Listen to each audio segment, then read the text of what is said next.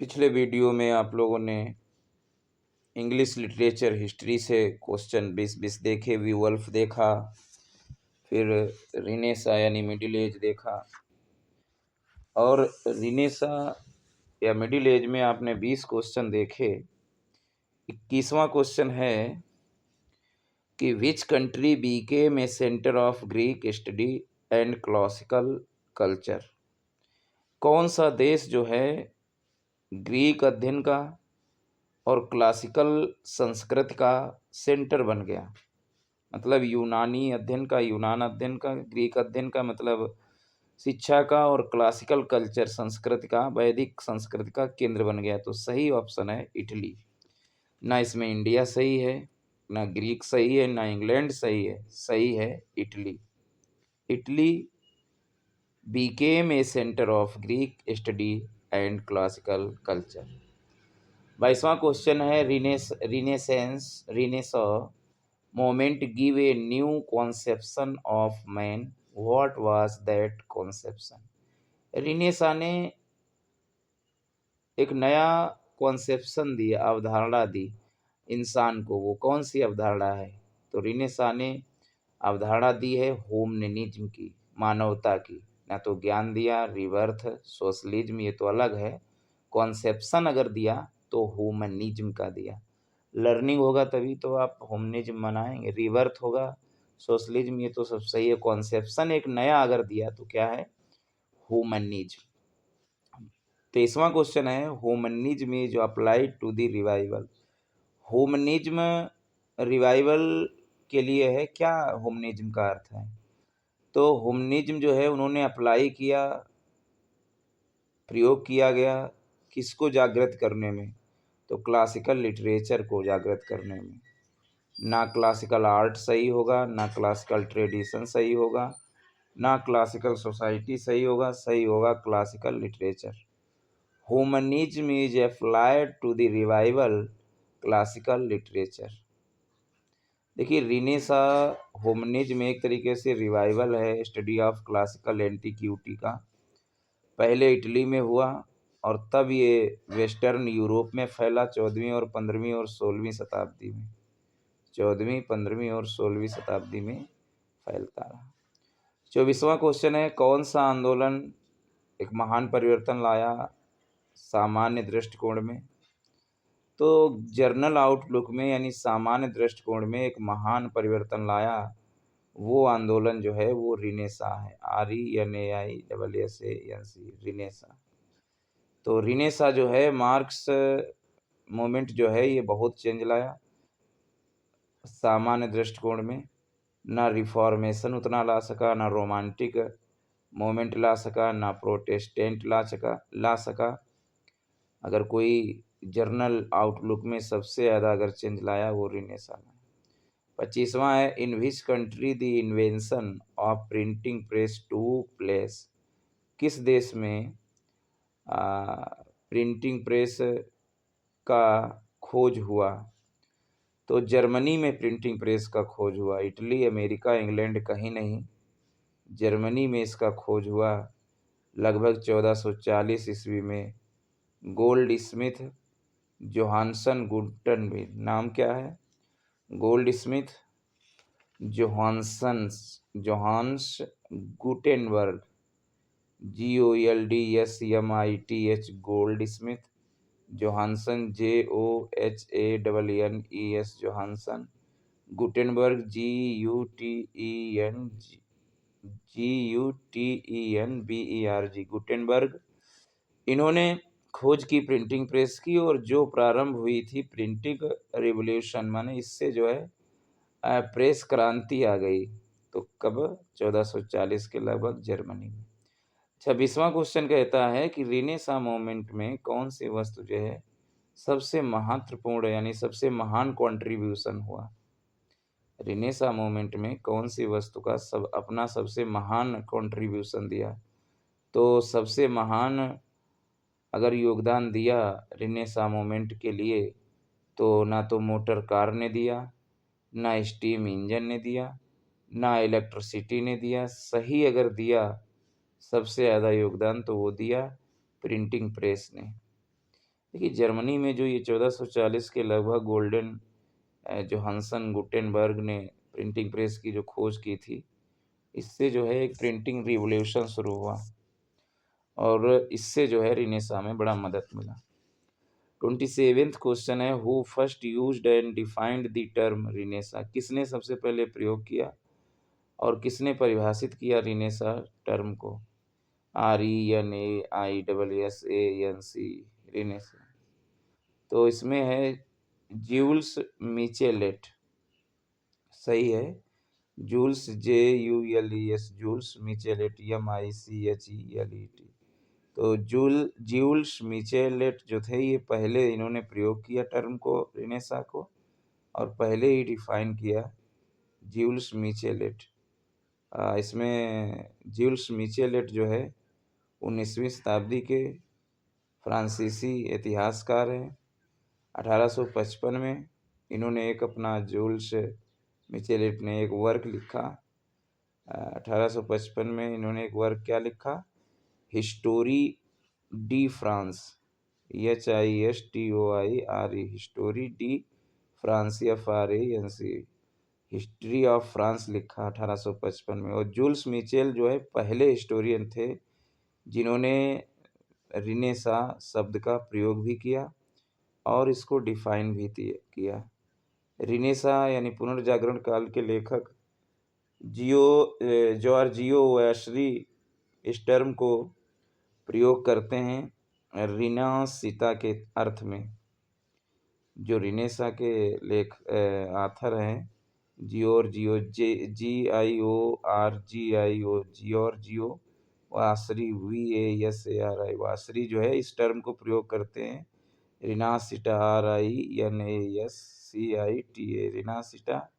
और ये जो जियोर्जियो वासरी जो हैं इन्होंने जो ये प्रयोग किया इस टर्म को रिनासिटा रीबर्थ के अर्थ में, और इनकी एक रचना है जिसका नाम है lives of the most excellent painters sculptors and architects. ये 1550 में इसने लिखी थी रचना। कौन सी? Lives of the most excellent EXCELLENT excellent painters sculptors SCULPTORS sculptors and architects ARCHITECTS architects 1550 में लिखी थी। और लेकिन ये कंसेप्ट जो है बड़ा विस्तृत हो गया केवल 19वीं शताब्दी तक, और बाद में विद्वानों ने जूल्स का जो मिचेलेट और जैकोब बर्कवोट ने जो दिया था रिनेसां वही जो है चलता रहा। नहीं समझ पाए, मतलब पहली बार रिनेसां का प्रयोग किसने दिया? जूल्स मिचेलेट ने। 19वीं शताब्दी के थे ये हिस्टोरियन। 1855 में इन्होंने जो कार्य किया हिस्टोरियो डी फ्रांस यानी हिस्ट्री ऑफ फ्रांस, तो चलता रहा। फिर रिनेसां के ही एक लेखक थे जिनका नाम था जियोर्जियो वासरी। इन्होंने टर्म यूज किया रिनेसां की जगह पे रिनासिटा RINASCITA, मतलब था इसका भी अर्थ रीबर्थ, रिनासिटा का भी अर्थ था रीबर्थ। इन्होंने अपनी जो एक किताब थी lives of the most excellent painters sculptors and architects थी 1550 में, तो उसमें तो ये इन्होंने यूज किया और ये फैला भी बहुत, वाइड स्प्रेड हुआ 19वीं शताब्दी तक। लेकिन बाद में विद्वानों ने जो जूल्स मिचेलेट और जैकब बर्कहार्डट ने दिया था वही चलता रहा। BURCKHARDT Jacob बर्कहार्डट। 28वां है, कौन सा देश, किस देश के जूल्स मिचेलेट रहते थे? MICHELET वही जूल्स मिचेलेट जो हिस्टोरी डी फ्रांस लिखी है, तो ये रहते थे फ्रांस में। 29वां क्वेश्चन है, किस साल जो है जूल्स मिचेलेट जो है टर्म को रिनेसां को डिफाइन किया? तो 1855 में वो किताब लिखी थी इन्होंने हिस्टोरियो डी फ्रांस, तो उसी साल इन्होंने डिफाइन किया। 30वां क्वेश्चन कह रहा है कि किस प्रकार के मोमेंट जो है रिनेसां मोमेंट था? तो रिनेसां मोमेंट जो था ना धार्मिक था, ना पारंपरिक था ट्रेडिशनल, और ना सोशियोलॉजिकल था, मतलब ना ही सामाजिक था। ये एक कल्चरल मोमेंट था, कल्चरल यानी सांस्कृतिक मोमेंट था। 31वां क्वेश्चन है, कौन-सा मोमेंट इटालियन विद्वानों को इंस्पायर करता है फ़िलॉसफ़ी अध्ययन के लिए और साहित्य अध्ययन के लिए? कि फ़िलॉसफ़ी अध्ययन करें और साहित्य अध्ययन करें, तो वो मोमेंट है रिनेसां, RENAISSAENC। रिनेसां मोमेंट जो है इंस्पायर करता है इटालियन स्कॉलर के लिए, अध्ययन के लिए। इस जो इटली के विद्वान थे, उनसे ये कहता है कि आप फ़िलॉसफ़ी और लिटरेचर अध्ययन करें, इसके लिए इंस्पायर करता है। 32वां क्वेश्चन है, कौन सबसे महान विद्वान है इटली का रिनेसां के समय का? देखो, ओविड, वर्जिल, साइसेरो, पेट्रार्क ये सभी विद्वान हैं। OVID ओविड भी है, वर्जिल भी है, VIRGIL वर्जिल भी है, सिसेरो CICERO सिसेरो भी है, पेट्रार्क भी है, PETRARCH पेट्रार्क भी है। लेकिन रिनेसां लिटरेचर का जब हम पूरा उल्लेख करते हैं, तो जो 14वीं शताब्दी के 3 प्रमुख लेखक थे, उनसे शुरू होता है। उसमें पेट्रार्क भी थे, दांते एलिगीरी भी थे और बोकेसियो भी थे। DANTE दांते एलिगीरी, ALIGHIERI एलिगीरी भी थे, जिन्होंने डिवाइन कॉमेडी लिखी थी। पेट्रार्क भी थे, जिन्होंने कैंजो नियरे लिखा था, CANZONIERE कैंजो नियरे लिखा था। और बोकेसियो भी था, BOCCACCIO बोकैक्सियो, जिन्होंने डी कैमरन लिखा था, DECOAMERON डी कैमरन लिखा था। बोकैक्सियो BAOCCACCIO बोकैक्सियो लिखा था। तो ये तीनों थे।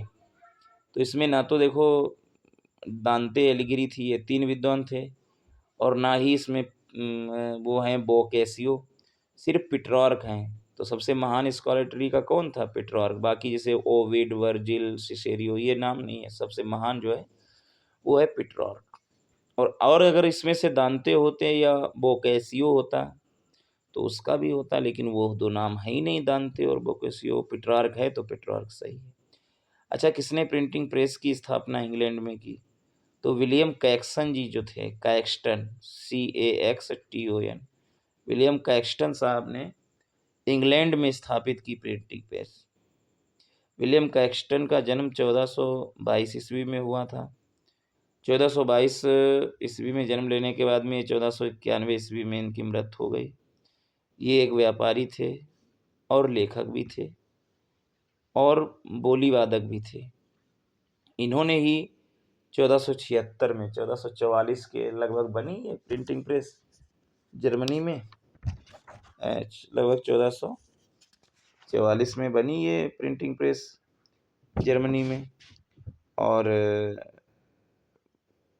1444 नहीं 1440, और गोल्ड स्मिथ जो हंसन गुटेनबर्ग ने ये बनाई। फिर 1476 में आके जो है इंग्लैंड में 1476 में इंग्लैंड में जो है इन्होंने विलियम कैक्सटन साहब ने स्थापित की। 34वां क्वेश्चन है कि इंग्लैंड में रिनेसां आगमन का किसने ये चिन्हित किया? देखिए, जोफ्रे चासर जो थे, GEOFFREY जोफ्रे चासर, जिनका जन्म 1340 ईस्वी में हुआ और मृत्यु 25 अक्टूबर 1400 में हुई। वो अंग्रेजी के कवि और लेखक है। विस्तृत रूप से वो अंग्रेजी के महान लेखक हैं मिडिल एज के, और उनका सबसे अच्छा जो कार्य है वो है Canterbury Tales, CANTERBURY Canterbury Tales है। अच्छा, किसको जाना जाता है the father of English poetry? देखिए, चासर साहब को the father of English poetry कहा जाता है। इन्हीं को फादर ऑफ इंग्लिश लिटरेचर भी कहा जाता है। फादर ऑफ इंग्लिश पोट्री भी जोफ्री चासर को कहा जाता है, जियोफ्रे चौसर को, और फादर ऑफ इंग्लिश लिटरेचर भी इन्हीं को कहा जाता है। चौसर के बहुत इम्पोर्टेंट वर्क भी हैं, जैसे the book of duchess, DUCHESS, duchess, the house of fame, the legend of good women, Troilus and Criseyde, TROILUS, Troilus and Criseyde, CRISEYD, Criseyde, नहीं, Criseyde, Troilus and Criseyde, legend of good women, the house of fame, the book of duchess. तो ये सब क्या हैं? ये सब English poetry के जो पिता हैं, इंग्लिश लिटरेचर के जो पिता हैं, उनके कार्य हैं। 36वां क्वेश्चन है, कौन सी पोएट्री जो है इंग्लैंड में रिनेसा का प्रभाव एक्सपोज करती है, बताती है।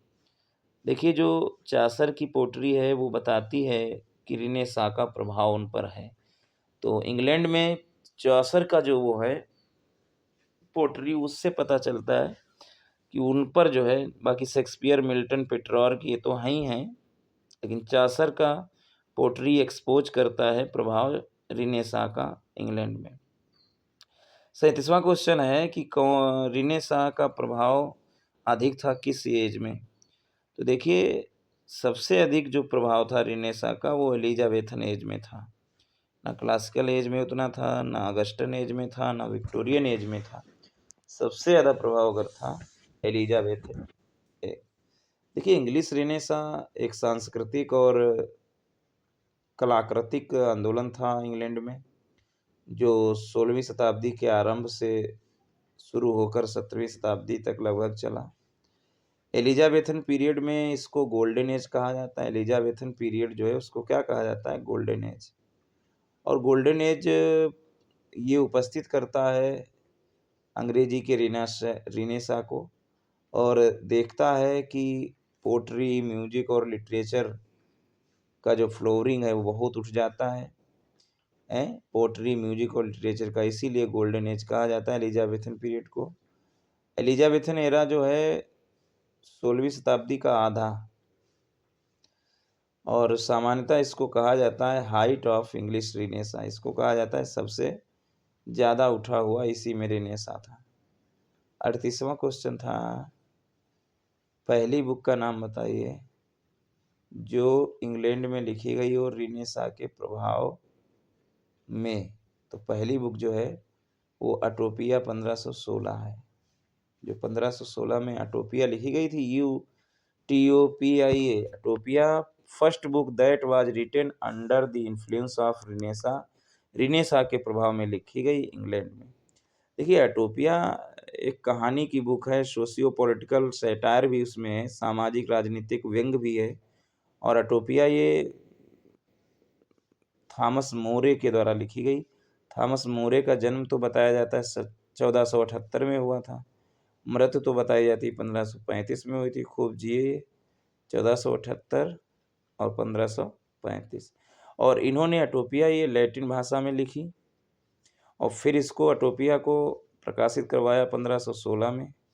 अंग्रेजी विद्वान और राल्फ रॉबिन्सन, अंग्रेजी विद्वान और विद्वत्ता पूर्ण से राल्फ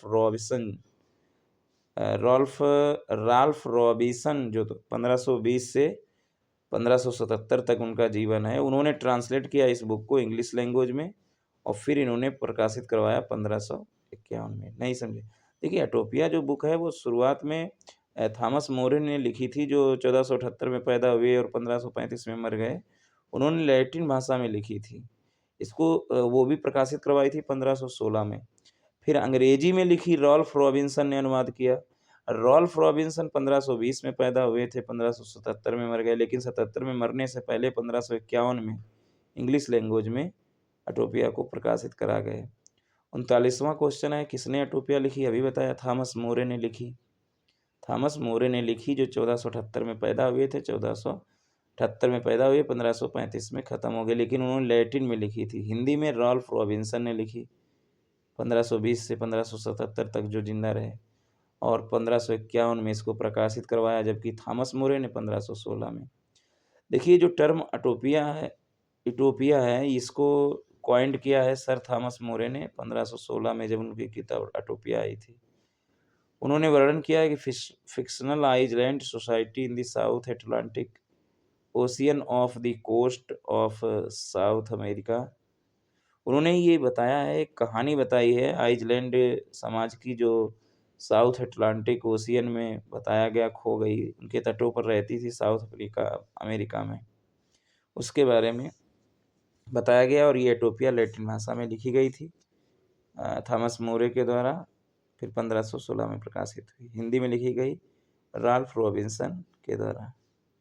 40वां क्वेश्चन है कि कौन सा मूवमेंट सोसाइटी और रिलीजियस में,